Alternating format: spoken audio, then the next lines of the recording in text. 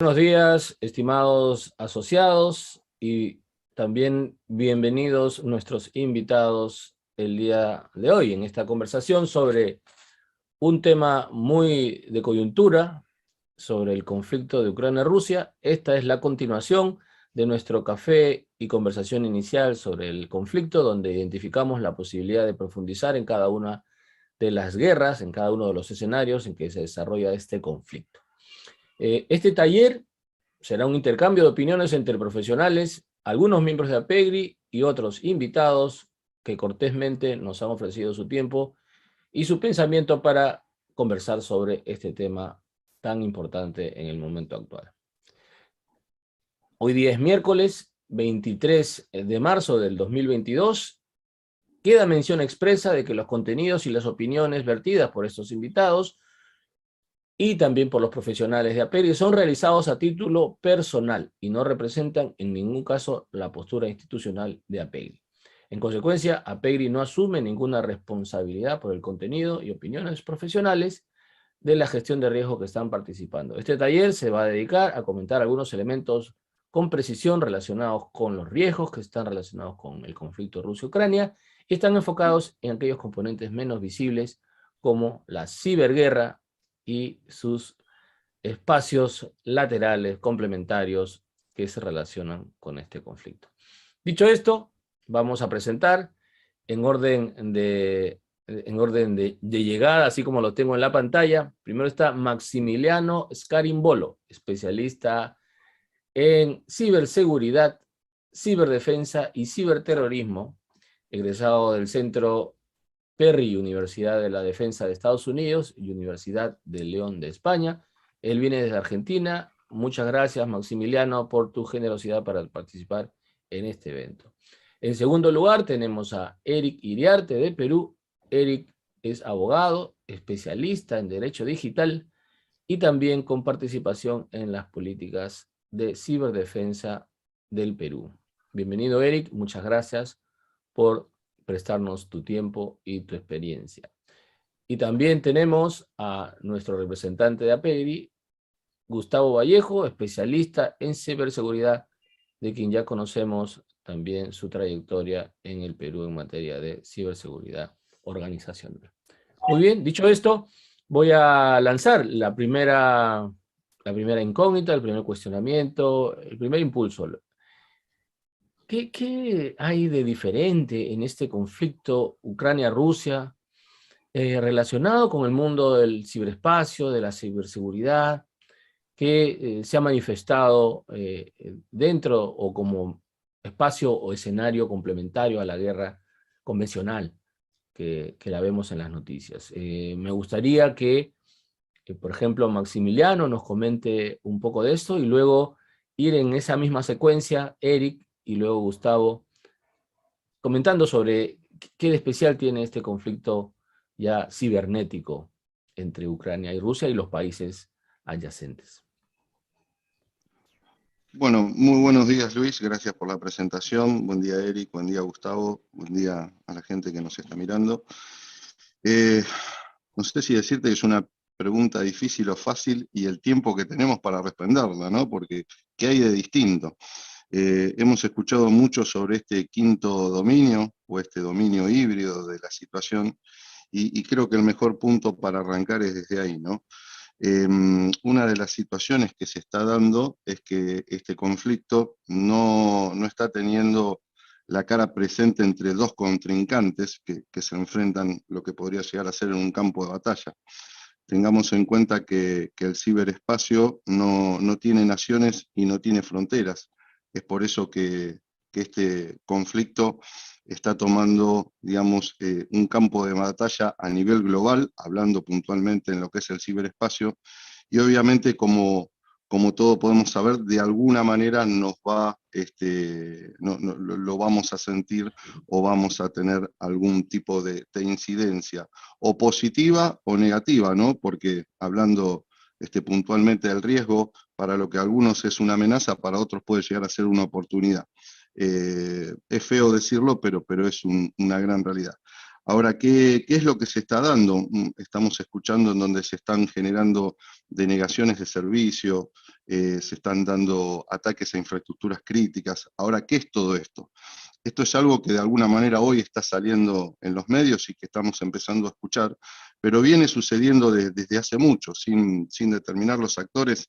En el año 2009, una potencia generó una acción en contra de una central nuclear, teniendo en sí, o de alguna manera marcando, la creación de la primer ciberarma, que fue el malware Stuxnet, y que aplicó directamente la central nuclear de Natanz en Irán.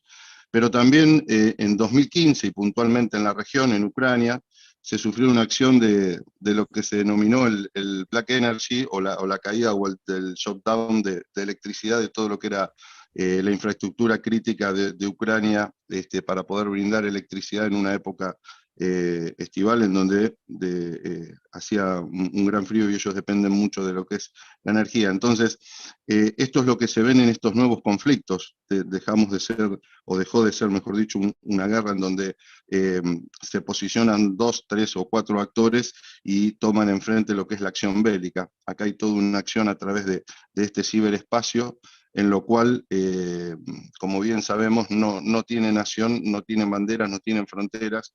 Entonces es muy complejo poder determinar hasta dónde llegan este tipo de acciones, sin contar y sin de alguna manera poder especificar cuál acción realmente es de una bandera o no, porque hemos visto también, como en los Juegos Olímpicos, acciones de lo que se denominan bandera falsa, en donde estos actores toman una posición haciéndose pasar por un atacante o simulando ser parte de una acción bélica de un atacante, pero en realidad no se puede determinar si es o no es esa la nación la que ataca y toma esa bandera como acción para generar distintos tipos de acciones en el ciberespacio.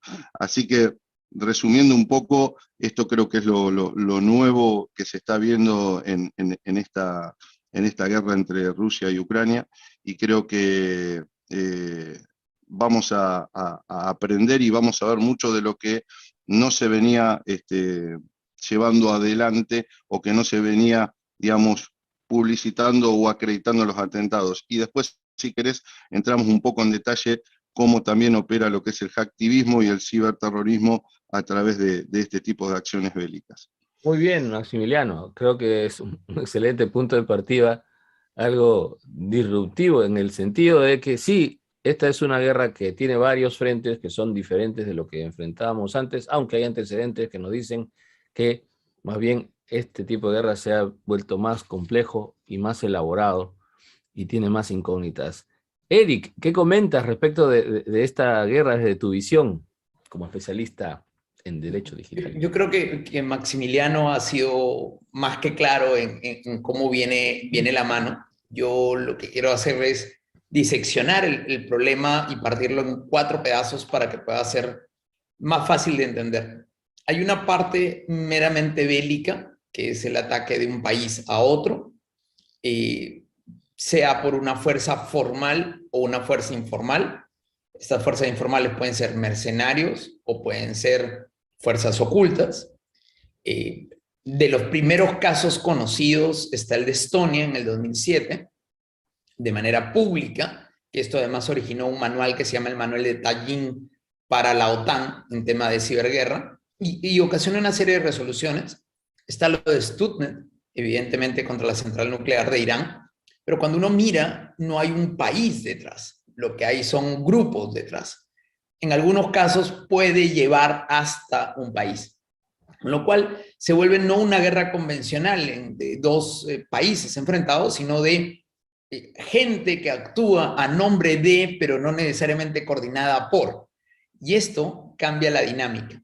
Así tenemos a grupos como Anonymous saliendo a defender a Ucrania, atacando a Rusia en este momento, pero que no necesariamente es que sea una fuerza formal o organizada.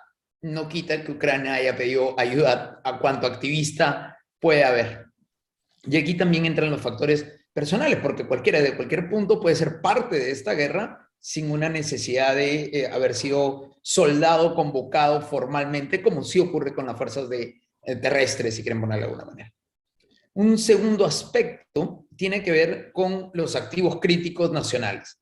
La denominación de activos críticos nacionales es una definición larga, ya tiene una centuria, donde están puertos, aeropuertos, gasoductos, oleoductos, y donde hemos visto sistema financiero, también sistema de salud, donde hemos visto diversos ataques en los últimos 30 años, de alguna manera más comunes en los últimos años por ransomware, que afectan infraestructuras operativas de un país y de esta manera resulta muchísimo más sencillo entrar a dicho país.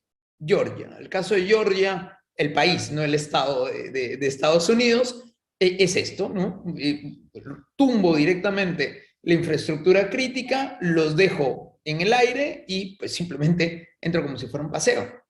Pero si Georgia fue el ejemplo de cómo hacerlo bien, Ucrania fue el ejemplo de cómo estar preparado por si alguien te intenta hacer eso.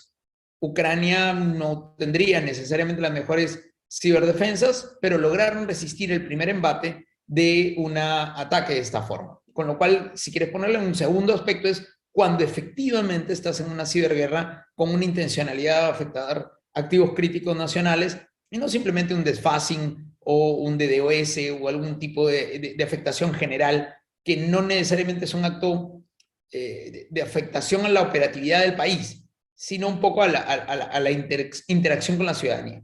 Entonces, este segundo grupo encuentra una forma nueva en el conflicto de Ucrania en la medida de que había una preparación. Aquí es donde entra mucho el movimiento en los últimos 10 años en todo el mundo, incluido América Latina, en generar cibercomandos.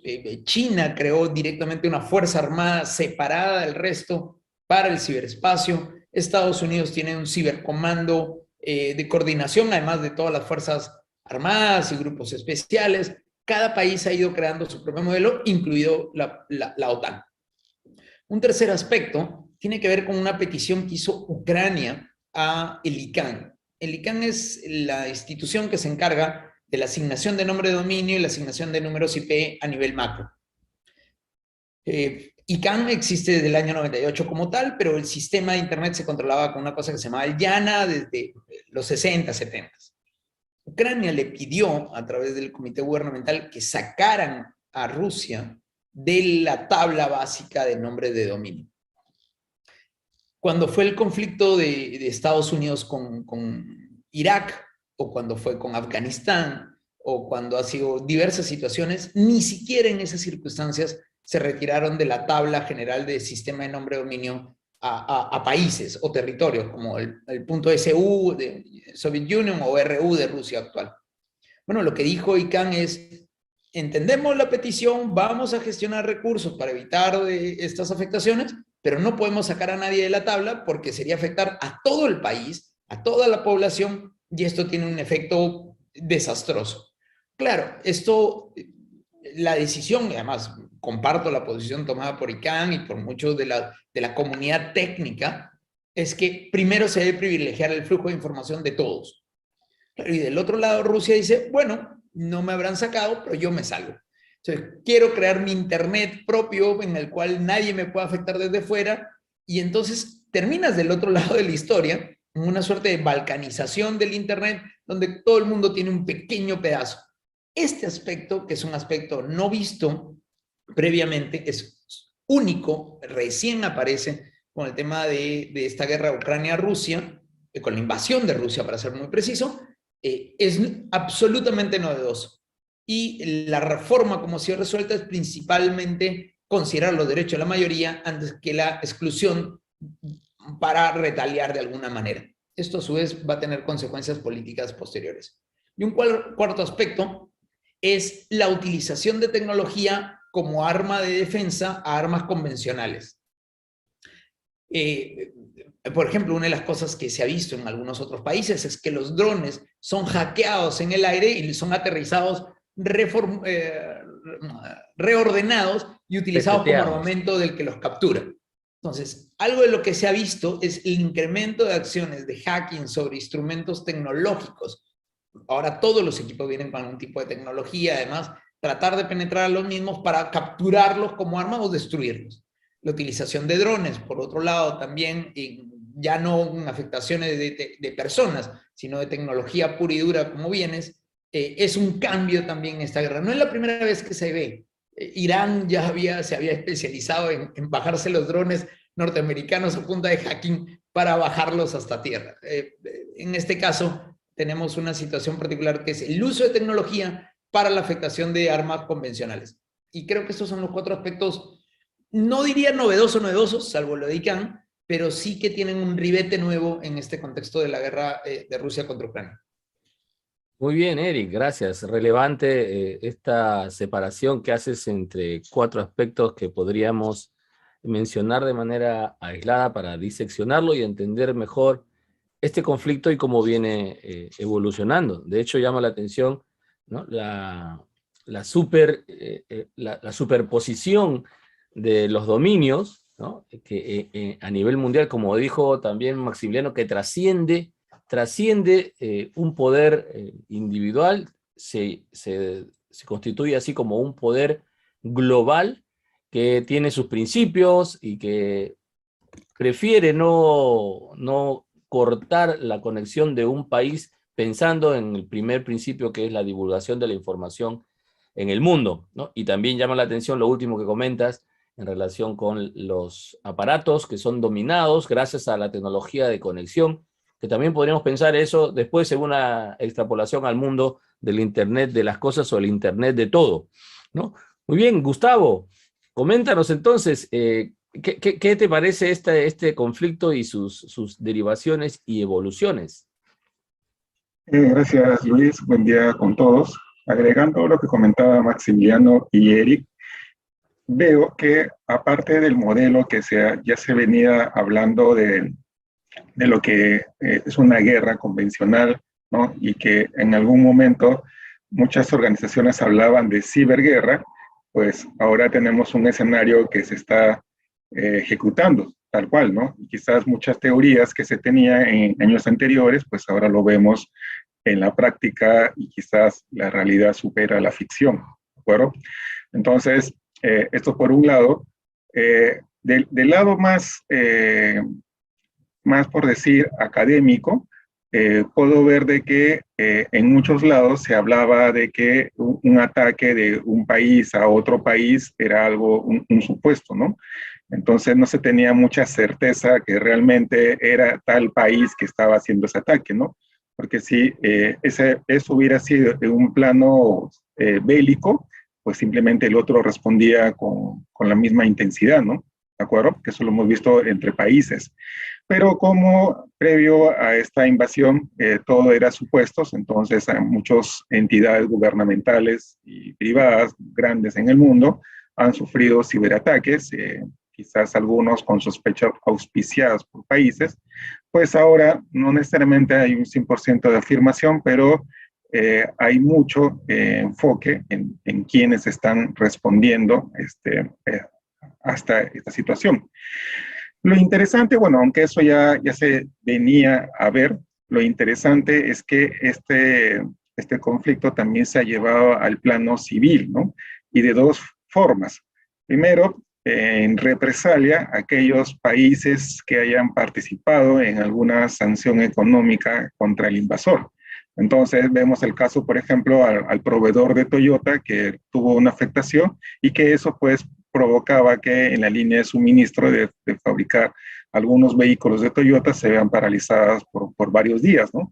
Entonces eso impacta de una manera a aquellos países que están participando en alguna sanción, y en Latinoamérica todavía no veo algún país que esté directamente participando en algún tipo de sanción, pero también he visto que organizaciones privadas han sufrido ciberataques, pero más por el lado de obtener recompensas, dado que el país invasor ha tenido mucho embargos, pues las criptomonedas puede ser un medio de poder tener algún modo de tener ingresos, ¿no?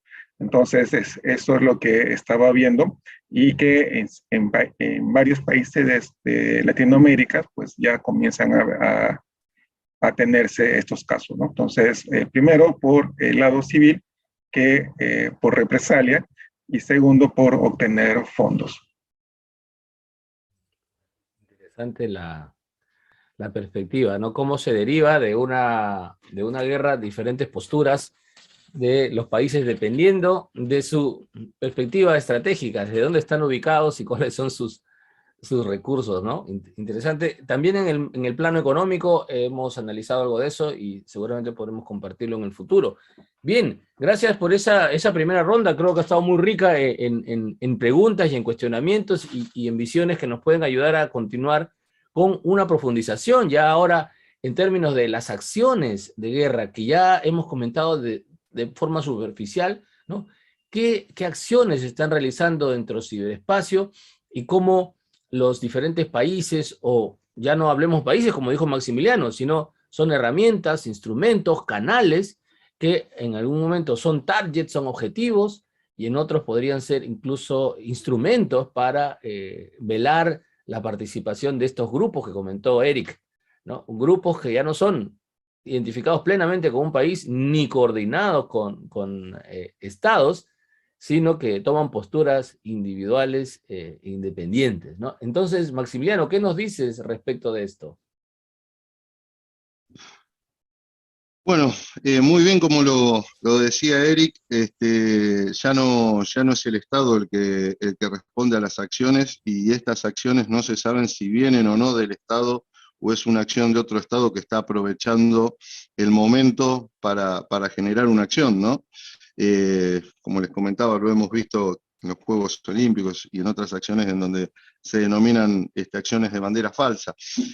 Yo, por lo que creo y por lo que estoy viendo, las acciones van a estar no solamente en lo que es la infraestructura crítica, en tratar de alguna manera de dejar fuera de servicio, lo vimos por ejemplo con las acciones tomadas e informadas de sacar de la banca mundial a Rusia, pero que también, por otro lado, hay otro tipo de acciones que se generan en el movimiento y en el uso de los criptoactivos o de las criptomonedas, como decía Gustavo, en donde toda esa plataforma, hoy en día sabemos que Rusia ha hecho una gran retención del dinero circulante en Europa. Ellos operaban o tenían gran parte del dinero circulante de la moneda en dólares para fortalecer distintos tipos de acciones, y ha generado, digamos, otro tipo de acciones de intercambio del movimiento económico a lo que es la vista. Pero ¿qué es lo que no vemos nosotros?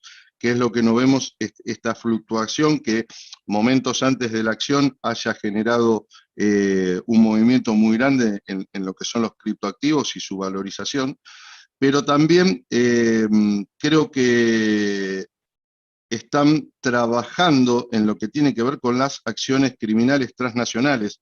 Hoy en día, esto de estas guerras que no son guerras declaradas en el ciberespacio, dado digamos, no tomar una nación y ser un único, digamos, canal de comunicación, también estas organizaciones están jugando un papel preponderante en lo que es la asignación de recursos y la acción de tareas en lo que pueden llegar a ser las zonas geográficas, como ser, y más que nada tomando la acción nuestra en la región, las BACRIM o los distintos tipos de organizaciones criminales transnacionales, que aprovechan esta situación y de alguna manera suplen en lo que es material para poder llevar adelante, no solamente desde el punto de vista tecnológico, que ya están muy bien dotadas, sino también del factor humano, dado que un operador de este tipo de acciones, un avesado, como podemos denominar hacker, ¿sí? Por decirlo, dado que no tomarlo como delincuente, sino tomándolo por sus habilidades, puede tranquilamente estar haciendo acciones desde esta parte del continente que influyan directamente en lo que es el teatro de operaciones, solamente teniendo una conectividad. Y un poco lo que hablaba Eric con respecto a lo de ICANN, tuve la posibilidad de hablar con Carlos Álvarez, que es su representante, su director, la verdad que una persona excepcional, en donde ya en el 2018 él hablaba de lo que iba a ser una polarización en cualquier momento de lo que es este ciberespacio. Y creo que hemos tenido pruebas en donde han, por decirlo de alguna manera, bajado la térmica o bajado la línea de conexión y ver cómo podían llevar adelante sus acciones. Es por eso que entiendo que otra de las acciones que vamos a ver es un blindaje a todo este tipo de ciberoperaciones que se puedan realizar desde el otro lado de la cortina para poder estar blindado y poder tener una conectividad, o poder tener, mejor dicho, una continuidad en esa conectividad, ¿no? Esto ya lo vemos a nivel defensa y no a nivel ataque. Mira, interesante. En mi mente surgen varias incógnitas relacionadas con estas acciones, porque igualmente como es a veces difícil entender quién está atacando, qué grupo es, a menos que se manifieste directamente. Y también, como acabas de comentar, puede ser un individuo que tiene cierto expertise, o sea, un hacker, no necesariamente un ciberdelincuente, podríamos llamarle quizás un cibersoldado, un cibermercenario, que toma partido, ya sería una extensión del ciberactivismo. Aquí surge en mi mente esto que acabas de comentar, qué computadoras, qué IPs, qué dominios pueden ser más vulnerables que otros para ser usados como canales o herramientas de algún ataque, y quiénes tienen la preponderancia en este momento, dado que hay ejércitos dedicados a la ciberguerra, así como lo hay la ciberpropaganda. Tenemos unos troles uniformados, digamos. Esa es la figura que viene a mi mente. ¿Qué nos comentas, Eric? Ahí, de nuevo, a mí me encanta hacer listados y sumamente ordenado, ¿no? Ahí tienes que en realidad no son tantos, son posiblemente muchos menos, pero con miles de máquinas zombie. Es decir, no necesitas de grandes ejércitos, pero sí necesitas de mucha capacidad tecnológica. Aquí es donde, por un lado, entran los ejércitos ordenados, países que crean, sobre todo para hacer defensa, en teoría, ¿no? La teoría principal de los cibercomandos es que son de retención más que de ataque. Pero del otro lado, lo que tienes son gente que basta con que tengan unos cientos de máquinas repartidas además por el mundo. Entonces, uno mira estos sitios en línea de dónde vienen los ataques, vienen de todos lados contra todos lados.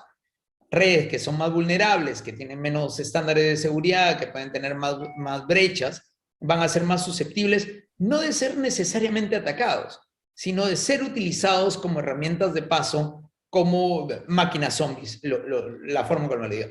Es curioso, América Latina, más que recibir ataques per se, lo que hace es ser punto de paso para ataques. Aparentemente surgen desde aquí, pero en realidad probablemente hayan surgido en cualquier otro sitio del mundo y toman los IPs o se enmascaran o tienen capturados ciertos equipos del tipo zombie. Del otro lado, y volviendo al tema financiero, las inversiones ingentes que se han hecho en telecomunicaciones, sobre todo móviles y de infraestructura, cable, fibra óptica, han permitido que más gente esté conectada más tiempo, y esto permite que literalmente cualquier máquina se pueda convertir tanto en un objetivo como en una herramienta de ataque. Aquí entra todo el mundo de los ciberactivistas que algunos, con herramientas que además uno puede encontrar en la web, pueden hacer un DDoS, afecta, molesta, pero no es un ataque per se a la infraestructura crítica, y otros que sí, evidentemente, van y afectan las infraestructuras críticas. Un tercer aspecto es las decisiones de los países de sacar ciertos elementos porque les afectan más que nada en el rubro de fake news o afectación a la información. Rusia declarando a Facebook como empresa terrorista, ¿no? O sea, directamente una afectación que afecta a miles de sus propios usuarios. Facebook además tiene Instagram, tiene WhatsApp, y lo saca de circulación. Algunos otros países, en realidad muy pocos países, han bloqueado herramientas rusas, porque en general nosotros no utilizamos muchas herramientas de origen, de software de origen ruso, a excepción de Telegram. Pero aquí es donde entra, por ejemplo, el gobierno, un juez en Brasil que dice, bueno, bloqueen todo Telegram porque está afectando de alguna manera. O países que comienzan a decir, este software antivirus Kaspersky está haciendo algo más que solamente antivirus, y comienzas entonces a afectar compañías que a lo mejor no tienen nada que ver o sí lo tienen que ver. Y eso es parte también del mismo caso de Huawei en su momento con el 5G y el acceso a servidores críticos, que tienen que tomar posición sobre si están a favor o en contra, o que su origen mismo puede terminar siendo una afectación para cualquiera de los actores en combate. Y un último aspecto que tiene que ver con el tema de los criptoactivos, que se decía, ya de por sí son complicados los criptoactivos ahora. Los bancos centrales no niegan directamente que haya criptoactivos como Bitcoin, pero cada vez que pueden sacan un reporte diciendo por si acá hay tantos fraudes con Bitcoins, no te dicen que no, pero hacen lo posible para que no los tengas. Y mucha gente ha movido su dinero a criptoactivos. Ucrania acaba de sacar una legislación permitiendo los criptoactivos, pero mucha gente luego termina estafada o termina diciendo, oye, pero yo puse mi dinero aquí y no lo tengo de vuelta o no lo he logrado obtener, la billetera no era la billetera real. Entonces también ha aumentado los fraudes, aprovechando el pánico, en río revuelto, ganancia de pescadores, de la gente tratando de salvar su dinero. Entonces ya comienzas a mezclar ya no solamente ciberguerra, sino también cibercrimen, ¿no? Como parte de la operación dentro de todo este contexto. Sí, es Eric. En realidad es tal como lo comentas y creo que es el objetivo de esta sesión, el ir puntualizando de manera profunda aquellos aspectos que no son tan visibles como los que tú comentas, ¿no? Tanto las relaciones que hay con el mundo financiero, donde hemos tocado el tema de criptoactivos, hemos tocado el tema de activos estratégicos, y también hemos tocado la eliminación completa de banderas o de zonas geográficas que ha mencionado bien Maximiliano. Y yo quiero aquí solamente dejarle sobre la mesa el hecho de que hay sistemas globales de pago, que son los canales de distribución de flujos, ¿no? Seguramente ha sido muy visible el tema del SWIFT, pero ya hay actualmente una serie de otros elementos, como lo ha mencionado Eric. Hay algunas herramientas de comunicación tipo WhatsApp, Facebook, etcétera, que podrían también ser blanco de bloqueos o de ataques. Entonces es importante también tener una visión sobre eso. Recientemente se ha identificado que la mayor cantidad de compras de criptoactivos está en el lado retail, en tickets de menor tamaño, ya no tanto los de mayor tamaño que son las ballenas, sino los menores. Eso quiere decir que se está generando una masa crítica de propietarios de criptoactivos que le puede dar sostenibilidad, y por otro lado están, como bien dices tú, las, entre comillas, amenazas veladas de los bancos centrales que ven perder parte de su dominio monetario al dejar una porción del valor en otros activos que no sean los que ellos controlan, ¿no? Efectivamente, coméntanos entonces tú, Gustavo, ¿cómo ves esto de las acciones para luego pasar al mundo ya específicamente latinoamericano y qué podemos hacer? Lo interesante es que por muchos años varios países han comenzado a desarrollar, como hablaban de cibercomando, de tener una política nacional de ciberdefensa, ¿no? Todo en algunos países ejecutando probablemente o viviendo esas políticas y sus acciones. Lo interesante es que comienzo a ver más por Europa de una manera fragmentada, aun cuando exista un paraguas como la Unión Europea, pero ya cada país comienza a bailar con su propio pañuelo, ¿no? España activando su cibercomando, igual ahora Alemania, como hablaba un poco Eric, en el tema del antivirus, ¿no? Que comenzaban a ver algo sospechoso y a comenzar a dar recomendaciones de poder eliminarlo de sus plataformas. Entonces, se comienza a dar una respuesta a un modelo y creo que ese modelo ha quedado muy pequeño con lo que se está viviendo actualmente, y creo que ese modelo se va a quedar y van a estar aumentando más en supuestos, dado por la misma diversidad que da la tecnología, tanto IT como OT, ¿no? De hecho, por ejemplo, un estudio de Gartner dice que hacia el 2025 los ciberdelincuentes van a tener acceso a tecnología que va a ser capaz de matar a una persona físicamente, ¿no? Y esto porque los drones van a ser hackeados más fácilmente, bueno, y aparte porque el software no necesariamente sea muy protegido, ¿no? Entonces, esto es lo que veo un presidente de una nación hablando constantemente en los temas de ciberataques, y hablando, por ejemplo, de temas de escaneo de vulnerabilidades, prepararse porque viene otra oleada de ataques, ¿no? Y esto han aprendido, aparte, por ejemplo, en Estados Unidos, a partir del ataque de la red colonial, comenzaron a cambiar su postura a modelos como, por ejemplo, Cero Confianza, y que tienen organizaciones como CISA, que está permanentemente trabajando con el FBI de manera local en proteger, ¿no? Entonces dicen, las entidades deben de proteger, deben de actualizar, y si no saben qué hacer, vengan acá a CISA y FBI, denuncien, ¿no? Entonces hay una constante actualización, ¿no? Entonces eso me parece muy interesante cómo un país responde a nivel de sus activos críticos, ¿no? Latinoamérica es otra historia, es otra posturas, algunos más, algunos menos, tienen su política de ciberdefensa. No creo que, bueno, hayan tenido oportunidad de probarlo, su modelo en esta escala, primero porque no han participado de manera como país dando algún tipo de sanción, por lo cual no han tenido que proteger o sea, tan oportunamente su política de ciberdefensa, pero por lo mismo que hablábamos de una suerte de pedir colecta, de una manera de pago de guerra, ¿no? O cupo de guerra que hemos visto en algunas invasiones. Entonces, eso todavía no lo he visto. Lo que sí he visto es que organizaciones privadas pues se están buscando asegurarse, ya es a nivel de empresa, ¿no? Ya ni siquiera a nivel de país, ¿no? Bien, esas acciones creo que vale la pena identificarlas como parte de las decisiones estratégicas de cualquier organización. Eso nos dice que la relevancia es muy alta del tema de ciberseguridad en cualquier organización, sobre todo ahora que ya el ciberespacio se ha convertido en una arena común de expansión de los servicios y del alcance de cualquier organización en el mundo.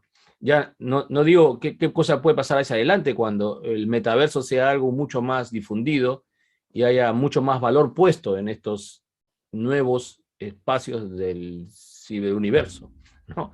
Pero interesante lo que comentas, Gustavo, sobre todo porque hay información mucho más visible respecto de la relevancia del mundo de la ciberguerra, ¿no? En el ciberespacio. Y vamos a pasar ya a una última ronda en el que, a partir de lo que hemos conversado, pues nos podemos enfocar un poquito más en las acciones que pueden tomar los países latinoamericanos, dada esta realidad de las computadoras zombie y de la vulnerabilidad mayor o menor de nuestros sistemas, y también, por supuesto, las oportunidades que surgen para países latinoamericanos, si es que eso es posible, y por otro lado, cómo estas entidades se pueden preparar o cómo se pueden ya a estas alturas minimizar los impactos negativos que puede haber del escalamiento de este conflicto. A ver, adelante, Maximiliano. Bueno, Luis, haciendo un poquito un reconto, es muy difícil que como región podamos defendernos porque sabemos que los latinos tenemos una manera de accionar y de trabajar detrás del avance tecnológico que obviamente le queremos poner nuestra impronta. ¿Y por qué es así? Porque somos una cultura diferente y hemos visto que acciones anglosajonas aplicadas a la región no han dado buen resultado. Es por eso que tenemos que trabajar nosotros en soluciones hacia la realidad que nos toca como sociedad y ese ciberespacio que somos parte y que cada vez tenemos una incidencia mucho más grande en el mismo. Acá un poquito yo lo que quiero diferenciar, y voy a tomar el modelo de Eric para sectorizar en temas. Empezamos hablando de algo de ciberdefensa, de una guerra, de una ciberguerra, pero sabemos que realmente no está velada y que estos actores pasan a estar en una, de alguna manera, identidad clandestina y que es muy difícil ir detrás del actor real y no se sabe a veces si un ciberataque puede salir de Latinoamérica, de Asia, de otro país. Una de estas situaciones, entonces yo lo que entiendo, lo que veo es que en primera instancia una buena acción es poder trabajar sobre lo que es la cooperación internacional ante distintos tipos de incidencias. Esto se vio plasmado el año pasado, por ejemplo, el convenio de Budapest, rápidamente lo resumo, es el que realiza el convenio entre los distintos países para hacer lo que es la cooperación en lo que es la acción criminal de justicia, porque como hablábamos muy bien, al no tener bandera, al no tener nación, al no tener países, lo que sucede en el ciberespacio es algo un poco complejo de bajarlo a la parte de la justicia local.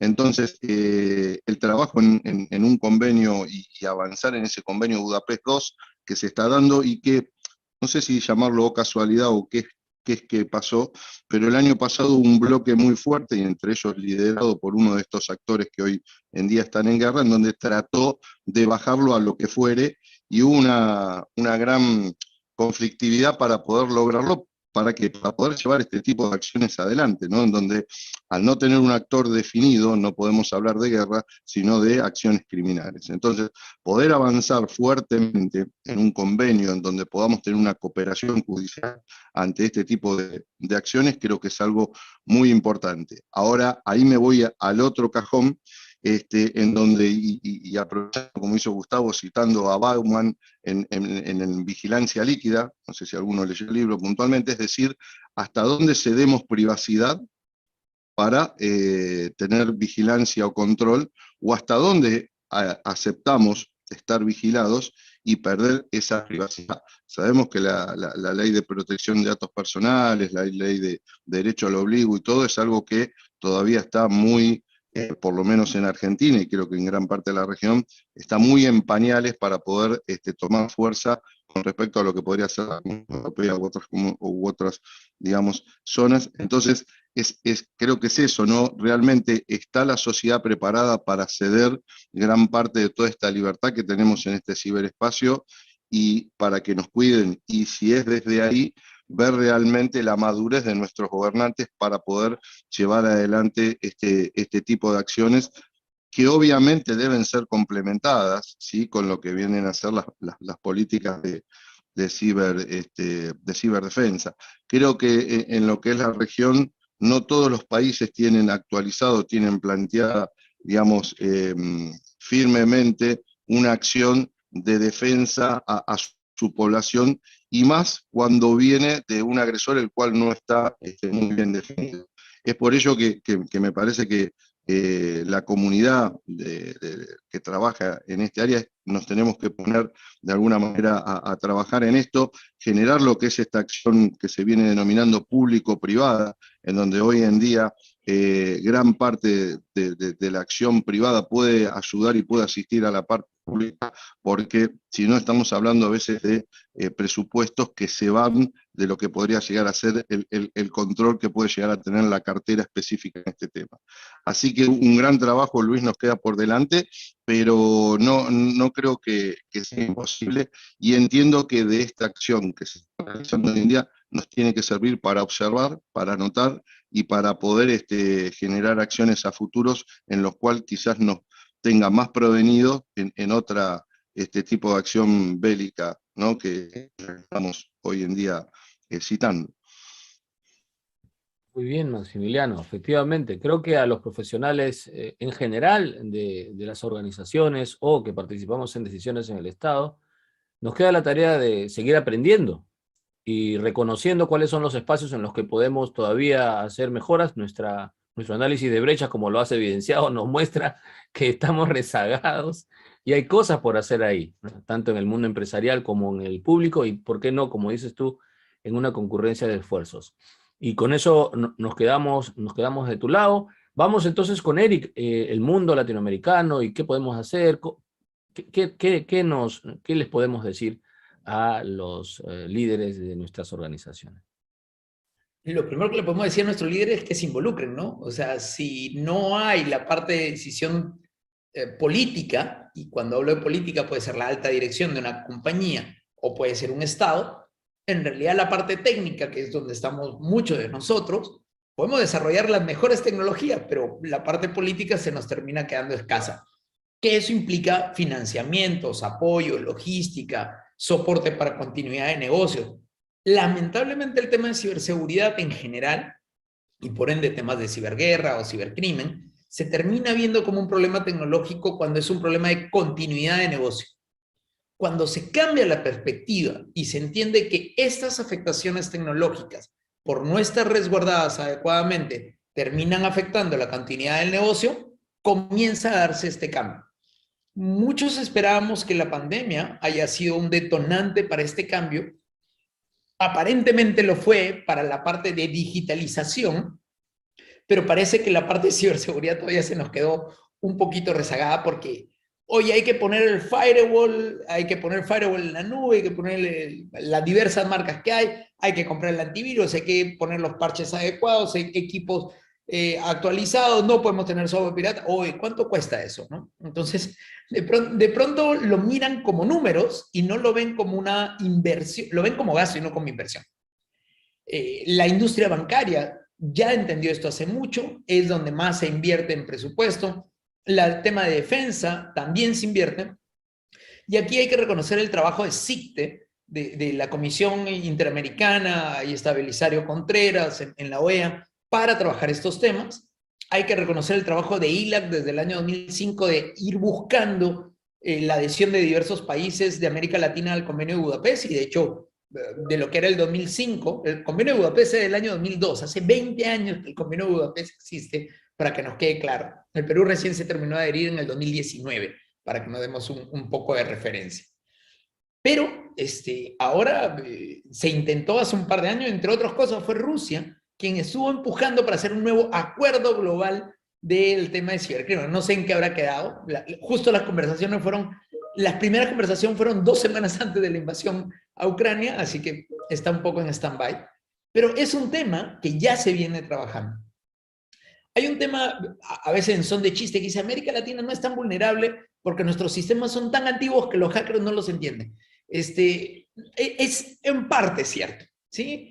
Pero con un poco de paciencia todo el mundo entiende cualquier sistema, y esto es algo que decía un profesor colombiano, Jamie Cano, de manera bastante explícita. No hay seguridad de la información absoluta, lo que hay son menores grados de inseguridad en la medida que podamos colocar la mayor cantidad de barreras para evitar alguna afectación. O sea, el reto es grande, el reto político es grande, nuestros expertos técnicos son muy buenos, son demasiado buenos porque defienden cosas indefendibles. Es realmente buena nuestra capacidad técnica, pero nos faltan técnicos.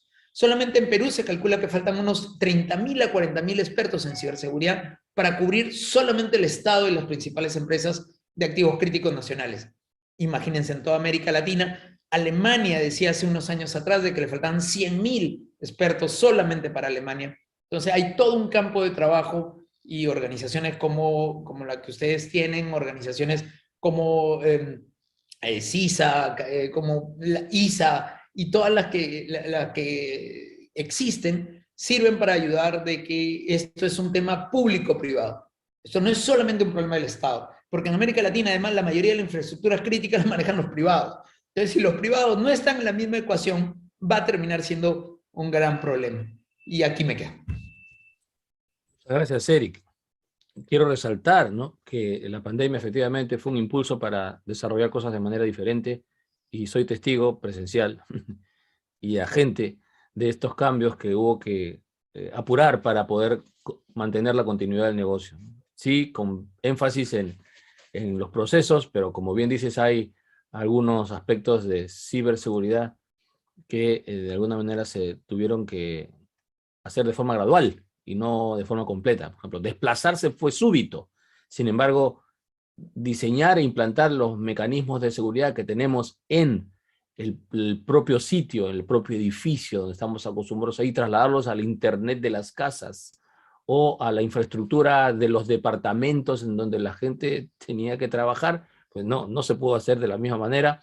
Sí, hay una tarea pendiente en el lado de la ciberseguridad o en el ciberespacio de trabajo también, que entendemos con esta guerra se va a tomar más conciencia de ello y se va a poder trabajar mejor de manera colaborativa entre el gobierno y el sector privado.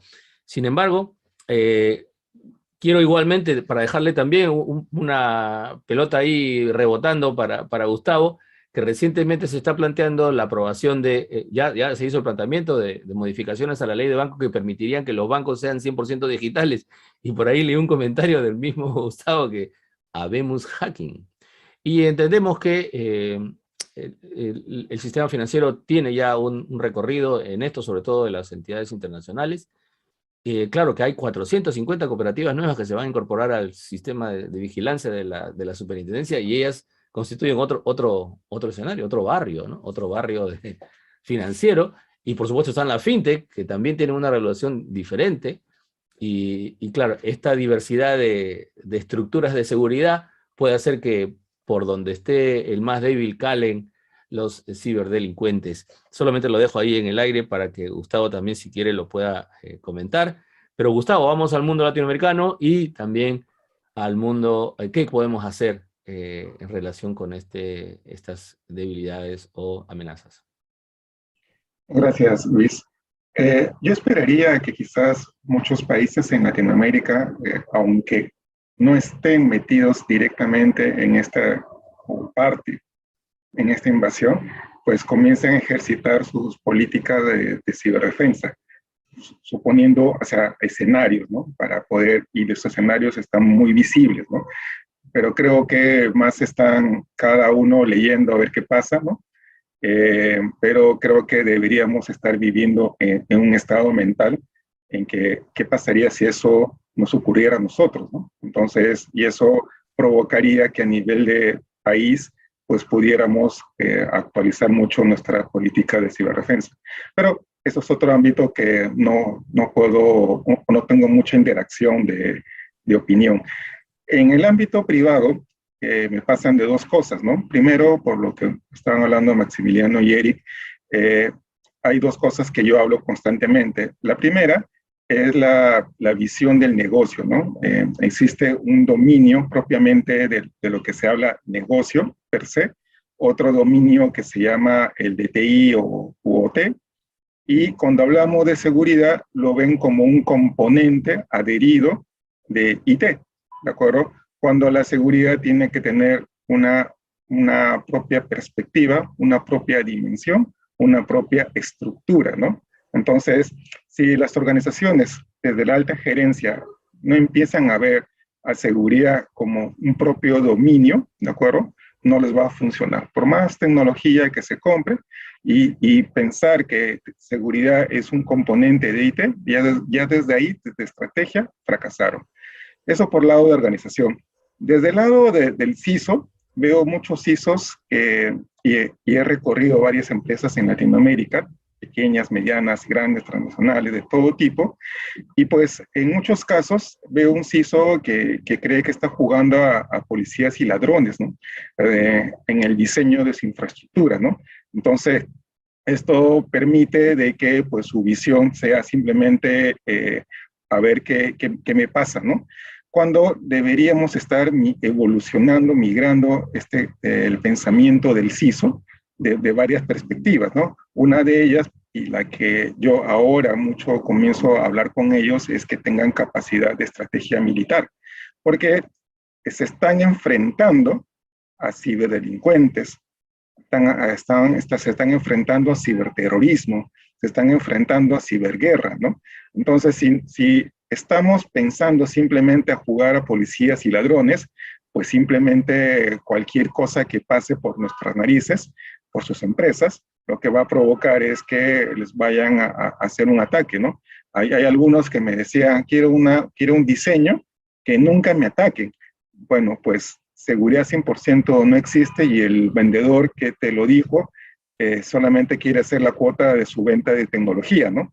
Entonces, a partir de entender que estamos en otro momento de la historia, que ya pasamos los años 1600, y que ahora, pues, al estar hiperconectados, no hay nadie probablemente en el Internet que me vaya a estar asegurando. Y quizás muchas veces las capacidades de ciberdefensa de mi país no es una prioridad o no están preparados, con lo cual yo tengo que reforzarme a nivel civil con muchas organizaciones para estar mejor preparado ante esta situación.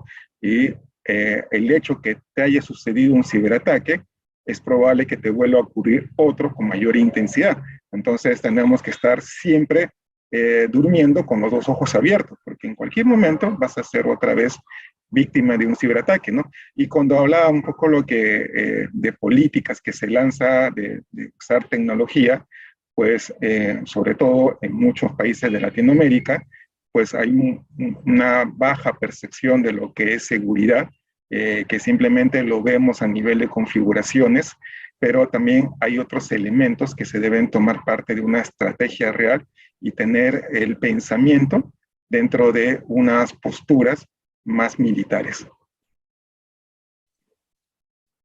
Muy bien. En realidad la responsabilidad de los líderes de entender la ciberseguridad como un espacio nuevo, independiente, autónomo, un dominio, como comentas tú, de relevancia en las decisiones de la organización, es el siguiente paso. Las entidades financieras, a partir de la nueva ley que fue vigente a partir del año pasado, nueva ley de seguridad de la información y ciberseguridad, ya lo considera así, ¿no? Y obliga a que haya un miembro del directorio que sea el responsable de estas decisiones dentro de cualquier organización financiera bajo el ámbito de la superintendencia. Creo que allí hay pasos que sí se vienen dando en el mundo financiero, pero eso también será materia de otra conversación en el mundo financiero en relación con el propio conflicto, ¿no? El tema de las criptomonedas, los bancos centrales, los canales de pago, que también forman parte o instrumentos u objetivos de esta contienda, los conflictos entre Ucrania y Rusia. Muy bien, yo solamente quiero hacer un pequeño repaso desde el inicio en que Maximiliano nos comentó del quinto dominio y también la participación ya individual de grupos no organizados que nos comentó Eric Iriarte, lo cual le da un matiz diferente a este conflicto, y también la responsabilidad que le ha asignado Gustavo a los líderes de las organizaciones de entender que no se puede mirar este conflicto solamente como una experiencia alejada de nosotros, de Latinoamérica, que a pesar de que no somos relevantes en el mundo económico, del tamaño de Rusia, del tamaño de Estados Unidos o de China, sin embargo, somos poseedores de recursos que quizás puedan ser objetivo, o podemos tener, como bien dijo Eric, ser utilizados como una herramienta o una computadora zombie, dependiendo del nivel de vulnerabilidad de nuestros sistemas, ¿no? Y también quiero resaltar el hecho de que hay organizaciones globales que ya vienen trabajando para lograr que estas acciones que se vienen desarrollando pues tengan un límite, estén cubiertas, controladas, desde hace 20 años, como lo comentó Eric también, y también lo comentó Maximiliano, desde el convenio de Budapest, que debería también, digamos, arreglarse, modificarse o tomarse como referencia para las acciones en relación con el conflicto. No me queda más que agradecerles a Maximiliano, a Eric, a Gustavo, por el tiempo dedicado. Creo que hemos estado, son las 8:11, más o menos 57 minutos desde que empezamos, y que nos permite profundizar de manera especializada en las aristas de este conflicto. Y también no queda más que invitarlos a los siguientes eventos relacionados con este conflicto ya en el otro campo, el campo de la comunicación, el campo de la política, de la geopolítica y también en el campo financiero. Si tuvieran algún comentario final para despedirse, Maximiliano, Eric y Gustavo, adelante.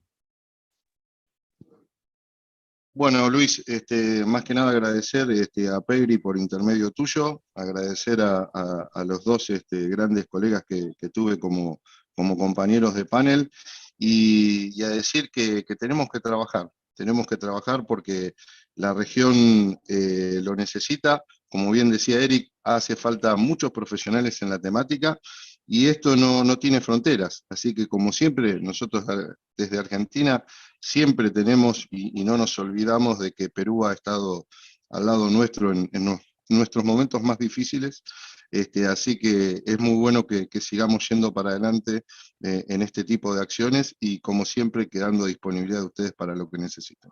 Muchas gracias. Y Maximiliano, que tengas una buena semana.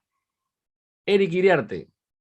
Nada, agradecer por la oportunidad a ti, Luis, y a Pegri por estos espacios de diálogo. Son sumamente importantes, sobre todo para que se pueda hablar de estas diferentes aristas que hay en nuestra sociedad ligado a esos temas digitales, que ya no son más temas esotéricos, no son temas esos de Narnia o de futurología, sino son cosas que estamos viviendo día a día, que empieza con el router que tienes en tu casa y la tablet que le prestas a tu hijo o el PlayStation con el cual están jugando. Entonces, hay que entender de que esto es un complejo proceso que va desde ese nivel hasta los grandes computadores que sirven para procesamientos financieros y similares.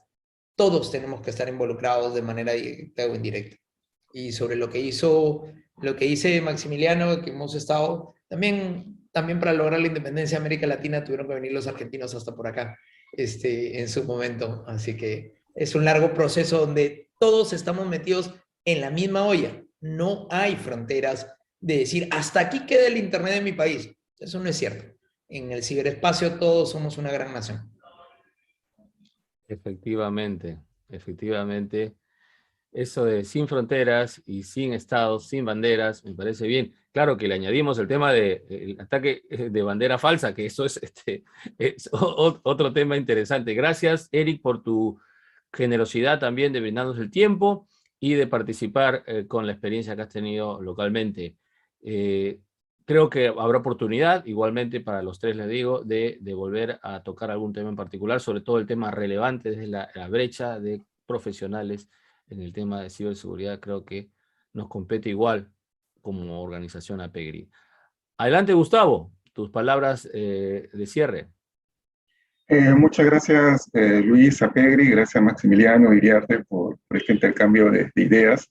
Creo que recalco el punto de todo problema y de toda solución es el ser humano. Entonces, a partir de ahí, en el intercambio de conocimiento es que evolucionamos. Entonces, esto nos permite siempre que como sociedad vayamos caminando, creciendo, ¿no? Si eso lo inhibimos, simplemente vamos a estar desterrados.